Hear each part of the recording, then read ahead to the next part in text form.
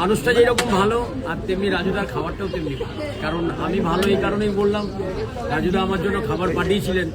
তবে রাজুদাকে অসংখ্য ধন্যবাদ দিই। রাজুদা সেই মুহূর্তে সবজি একদম ছিল না, কিন্তু আমি চেটেপুটে খেয়েছি। তো রাজুদার কেমন লাগছে আজকে রুন্দাকে পাশে পেয়ে? দারুণ লাগছে, দারুণ। একটা আমার দাদা, এর মধ্যে আরো একটা গভীর সম্পর্কে জড়িয়ে গেছি বিগত দুদিন আগে থেকে, যেহেতু ওনার পরিবারের সাথেও একটা সম্পর্কের মধ্যে মানে একটা সম্পর্কের মধ্যে পড়ে গেছি।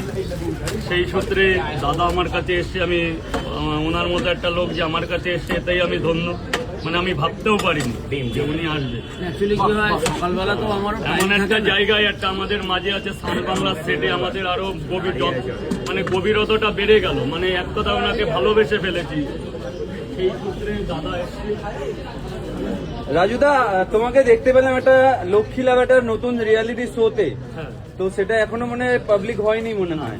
তো সেই বিষয়ে কি বলবো? একদম রাজুদা একদম স্টেট কর্নার একটা ফুড হেড থেকে একদম রিয়ালিটি শোতে, কি অনুভূতি আপনার? বাংলা আমাকে ইনভাইট করেছিল, প্রথমত ওনার চ্যানেল এবং ওনার দর্শকদের আমার প্রণাম। সেখানে আমার দাদা ছিল, বড় দাদা। হ্যাঁ, তারপর আমাদের আমেরিকান মানে 3 জুটি ছিল, একদম 3 জন ফ্রি মাইন্ডের মানুষ। সেই সূত্রে খেলায় হার জিত আছেই। যেই হোক, 3 জনের মধ্যে একজন বিজয়ী হয়েছে এবং খুবই ভালো। তো আমরা 3 জন একসাথেই ছিলাম। দেখো, আমরা জিততে তো ওখানে যাইনি। রাজু, দীপঙ্কর, আমরা ওখানে আমাদেরকে মানুষ অনেকে জিতিয়েছে।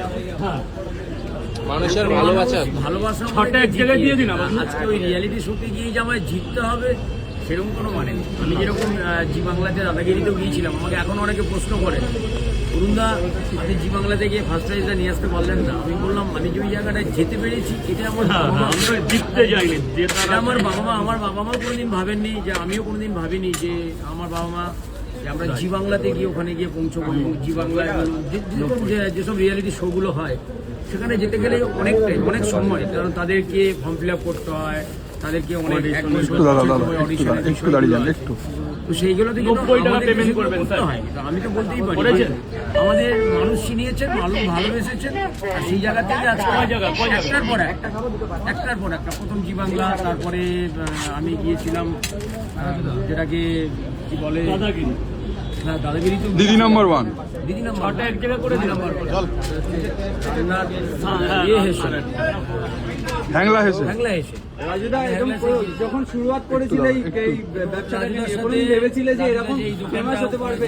রাজুদা যে দোকান নিয়ে এখন ব্যস্ত, এত বড় একটা শিয়ালদার কোলে মার্কেটের এটা আমার কাছে আমি ওই ভোরবেলা একটা সময় শিয়ালদায় আসতাম।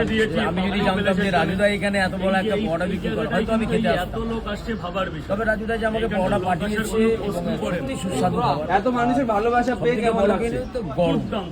সেটা তরকারি থেকে শুরু করে নিয়ে পরোটা, এতটা রাস্তা জার্নি করে বাড়ি থেকে এই অবধি রাস্তাটা প্রায় রাজুদার বাড়ি মনে হয় 50-55-60 কিলোমিটার না, প্রায় 60 কিলোমিটার। এতটা বাড়ি থেকে খাবার নিয়ে এসে আর এত মানুষের মুখে যে সেবা দেওয়াটা, এটা একটা অনেক কিছু মানে রাখা যায়। এবং সেই জন্যই বলি রাজুদা আরো বড় হোক। রাজুদাকে আমার আসতে লাগে প্রায় 25। আমি আজকে এই জায়গাটা সকালের প্রশ্ন একটাই, দিও না তুমি দাদা দিক। আমার মায়ের, আপনারা জানেন না, আমার মায়ের ক্যান্সার হয়েছিল।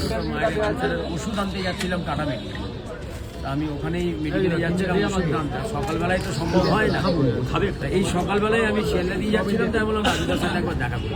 তাই রাজুদার সাথে একবার এসে একদম। ভালো থাকবেন আপনারা, সুস্থ থাকবেন, আর সবাই রাজুদাকে ভালোবাসা দেবেন। ধন্যবাদ। জয় মাতারা। জয় মাতারা।